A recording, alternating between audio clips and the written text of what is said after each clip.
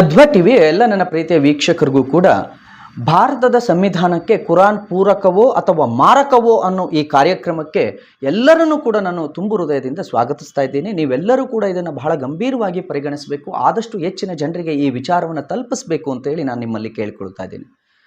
ಸ್ನೇಹಿತರೆ, ಭಾರತದಲ್ಲಿರ್ತಕ್ಕಂಥ ಅನೇಕ ಬುದ್ಧಿಜೀವಿಗಳು, ಎಡಚರರು, ಪ್ರಗತಿಪರ ಚಿಂತಕರು, ತಮ್ಮನ್ನು ತಾವು ಸಂವಿಧಾನ ರಕ್ಷಕರು ಅಂತ ಕರೆದುಕೊಳ್ಳಕ್ಕಂಥ ಅನೇಕ ಈ ಮೂರ್ಖರುಗಳು ಏನು ಮಾಡ್ತಾರೆ ಅಂತ ಅಂದರೆ, ಯಾವಾಗಲೂ ಭಗವದ್ಗೀತೆಯ ಕೆಲವೊಂದು ವಿಚಾರಗಳನ್ನು, ವೇದಗಳ ಕೆಲವೊಂದು ವಿಚಾರಗಳನ್ನು, ರಾಮಾಯಣದ ಕೆಲವೊಂದು ವಿಚಾರಗಳನ್ನು ಇಟ್ಕೊಂಡು ಪ್ರಶ್ನೆ ಮಾಡ್ತಾನೆ ಇರ್ತಾರೆ. ಆದರೆ ಎಲ್ಲಿಯೂ ಕೂಡ ಭಗವದ್ಗೀತೆ ಆಗಲಿ, ರಾಮಾಯಣವಾಗಲಿ ಯಾವುದೇ ವಿಚಾರವನ್ನು ಕೂಡ ಯಾರ ಮೇಲೂ ಏರಿಲ್ಲ. ಹಾಗೆ ಅದು ಯಾವುದೇ ಧರ್ಮ, ಜಾತಿ, ಪಂಥ ವಿಚಾರಗಳನ್ನು ಪ್ರಸ್ತಾಪ ಮಾಡಿಲ್ಲ. ಮಾನವನಾಗಿ ಹೇಗೆ ಜೀವಿಸಬೇಕು ಭೂಮಿ ಮೇಲೆ, ಎಲ್ಲ ಜೀವಿಗಳಿಗೂ ಕೂಡ ನಾವು ಯಾವುದೇ ರೀತಿ ತೊಂದರೆ ಕೊಡದೆ ಯಾವ ರೀತಿ ಬದುಕಬೇಕು ಅನ್ನೋದನ್ನು ರಾಮಾಯಣ, ಮಹಾಭಾರತ, ಭಗವದ್ಗೀತೆ, ಹಾಗೆ ವೇದಗಳಾಗಿರ್ಬೋದು, ಉಪನಿಷತ್ತುಗಳಾಗಿರ್ಬೋದು ಎಲ್ಲವೂ ಕೂಡ ಹೇಳಿದೆ.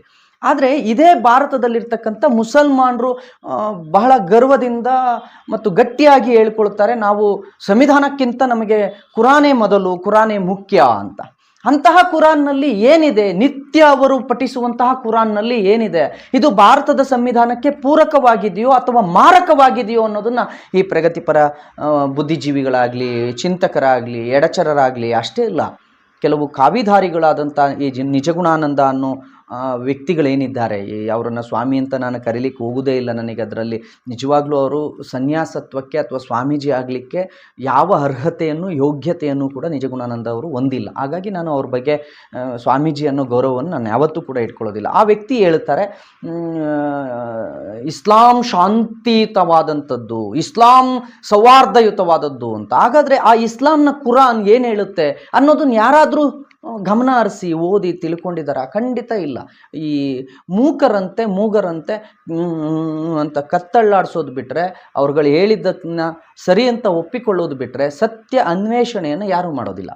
ಹಾಗಾಗಿ ನಾವು ಅಧ್ವಾ ಟಿ ವಿ ಕಡೆಯಿಂದ ಈ ಒಂದು ಕಾರ್ಯಕ್ರಮವನ್ನು ನಿಮ್ಮ ಮುಂದೆ ತರ್ತಾ ಇದ್ದೀವಿ.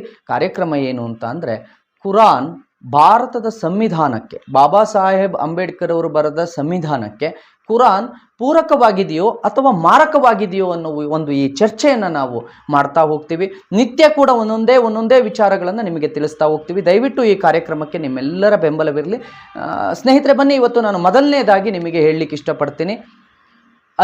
ಕುರಾನ್ನ 5ನೇ ಅಧ್ಯಾಯದ 51ನೇ ಭಾಗ ಏನು ಹೇಳ್ತಾರೆ ಇದರಲ್ಲಿ ಅಂದರೆ, ಓ ಮುಸಲ್ಮಾನರೇ ಅಥವಾ ಸತ್ಯ ವಿಶ್ವಾಸಿಗಳೇ, ಕ್ರೈಸ್ತರನ್ನು ನೀವು ನಿಮ್ಮ ಆಪ್ತರನ್ನಾಗಿ ಮಾಡಿಕೊಳ್ಳಬೇಡಿ. ಅಂದರೆ ಯಾವ ರೀತಿ ಹೇಳ್ತಾರೆ? ಸಂವಿಧಾನ ಹೇಳುತ್ತೆ ಎಲ್ಲರೊಡನೂ ಬದುಕಬೇಕು, ಎಲ್ಲರೊಡನೂ ಸ್ನೇಹ ಸೌಹಾರ್ದಯುತವಾಗಿ ಬದುಕಬೇಕು ಅಂತ ಭಾರತದ ಸಂವಿಧಾನ ಹೇಳುತ್ತೆ. ಆದರೆ ಕುರಾನ್ ಹೇಳುತ್ತೆ, ನಾನು ಎಲ್ಲಿಂದನೂ ಈ ವಿಚಾರಗಳನ್ನು ಸ್ನೇಹಿತರೆ ನಿಮ್ಮ ಮುಂದೆ ತರ್ತಾ ಇಲ್ಲ, ಕುರಾನ್ನಿಂದ ಈ ವಿಚಾರಗಳನ್ನು ನಿಮ್ಮ ಮುಂದೆ ತರ್ತಾ ಇದ್ದೀನಿ. ಈ ಕುರಾನ್ ಹೇಳುತ್ತೆ, ಕುರಾನ್ನ 5ನೇ ಅಧ್ಯಾಯ 51ನೇ ಭಾಗ ಹೇಳುತ್ತೆ, ಓ ಸತ್ಯ ವಿಶ್ವಾಸಿಗಳೇ, ಮುಸಲ್ಮಾನರೇ, ನೀವು ಕ್ರೈಸ್ತರನ್ನು ನಿಮ್ಮ ಆಪ್ತರನ್ನಾಗಿ ಮಾಡಿಕೊಳ್ಳಬೇಡಿರಿ. ಇವರು ಪರಸ್ಪರ ಆಪ್ತರು. ಯಾರ್ಯಾರು? ಯಹೂದಿಗಳು ಕ್ರೈಸ್ತರನ್ನು ನಿಮ್ಮ ಆಪ್ತರನ್ನಾಗಿ ಮಾಡಿಕೊಳ್ಳಬೇಡಿ, ಇವರು ಪರಸ್ಪರ ಆಪ್ತರು. ನಿಮ್ಮಲ್ಲಿ ಯಾರಾದರೂ ಅವರನ್ನು ಆಪ್ತರನ್ನಾಗಿ ಮಾಡಿಕೊಂಡರೆ ಅವನೂ ಕೂಡ, ಯಾರು ಆಪ್ತರನ್ನಾಗಿ ಮಾಡಿಕೊಳ್ತಾನೋ ಅವನೂ ಕೂಡ ಕ್ರೈಸ್ತರೊಡನೆ ಸೇರಿದವನಾಗುತ್ತಾನೆ, ಅವನು ಆಕ್ರಮಿ. ಆದ್ದರಿಂದ ಅಲ್ಲಾಹ್ ಆಕ್ರಮಿಗಳಿಗೆ ಮಾರ್ಗದರ್ಶನ ಮಾಡೋದಿಲ್ಲ.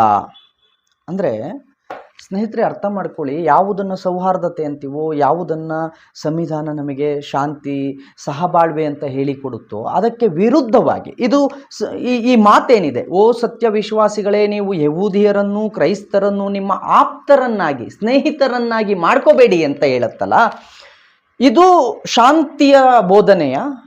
ಇದು ಸೌಹಾರ್ದತೆಯ ಬೋಧನೆಯ? ಇದು ಯಾವ ಆಧಾರದಲ್ಲಿ ಅಥವಾ ಯಾವ ವಿಚಾರದಲ್ಲಿ ಸಂವಿಧಾನಕ್ಕೆ ಪೂರಕವಾಗಿದೆ? ಈ ವಿಚಾರವನ್ನು ಹೇಳುವಂಥದ್ದನ್ನು ನಾವು ಇನ್ನೂ ಭಾರತದಲ್ಲಿ ಒಪ್ಪಿ ಅದಕ್ಕೆ ಆದ್ಯತೆಯನ್ನು ಕೊಡ್ತಾ ಇದ್ದೀವಲ್ಲ. ನಾನು ಕೇಳೋದಿಲ್ಲಿ, ಇದು ಹೇಗೆ ಸಂವಿಧಾನಕ್ಕೆ ಪೂರಕವಾಗಿದೆ? ದಯವಿಟ್ಟು ನೀವು ಹೇಳಬೇಕು. 5ನೇ ಅಧ್ಯಾಯದ 51ನೇ ಭಾಗದಲ್ಲಿ ಇರ್ತಕ್ಕಂಥ ಈ ಒಂದು ವಿಚಾರ, ಮುಸ್ಲಿಮರು ಕ್ರೈಸ್ತರನ್ನ, ಯಹೂದಿಯರನ್ನ ಆಪ್ತರನ್ನಾಗಿ ಅಥವಾ ಸ್ನೇಹಿತರನ್ನಾಗಿ ಮಾಡ್ಕೊಳ್ಬೇಡಿ ಅಂತ ಕುರಾನ್ ಹೇಳುತ್ತೆ ಅನ್ನೋದಾದ್ರೆ, ಈ ವಿಚಾರವನ್ನು ನಾವು ಗಂಭೀರವಾಗಿ ಪರಿಗಣಿಸಬೇಕಲ್ವಾ? ಯಾಕೆ ಈ ವಿಚಾರ ಯಾರು ಕೂಡ ಚರ್ಚೆ ಮಾಡೋದಿಲ್ಲ? ಇಷ್ಟೇ ಅಲ್ಲ, ಇಂತಹ ಅನೇಕ ವಿಚಾರಗಳನ್ನು ನಿಮ್ಮ ಮುಂದೆ ತರ್ತೀವಿ. ದಯವಿಟ್ಟು ನಮ್ಮ ಅದ್ವಾ ಚಾನಲನ್ನು ಸಬ್ಸ್ಕ್ರೈಬ್ ಮಾಡಿ, ಫಾಲೋ ಮಾಡಿ, ಮತ್ತು ಮುಂದಿನ ಭಾಗ ಮತ್ತು ಅಧ್ಯಾಯವನ್ನು ನಾನು ನಿಮ್ಮ ಮುಂದೆ ಮುಂದಿನ ಸಂಚಿಕೆಯಲ್ಲಿ ತರ್ತೀನಿ. ಧನ್ಯವಾದಗಳು. ಜೈ ಹಿಂದ್, ಜೈ ಶ್ರೀರಾಮ್.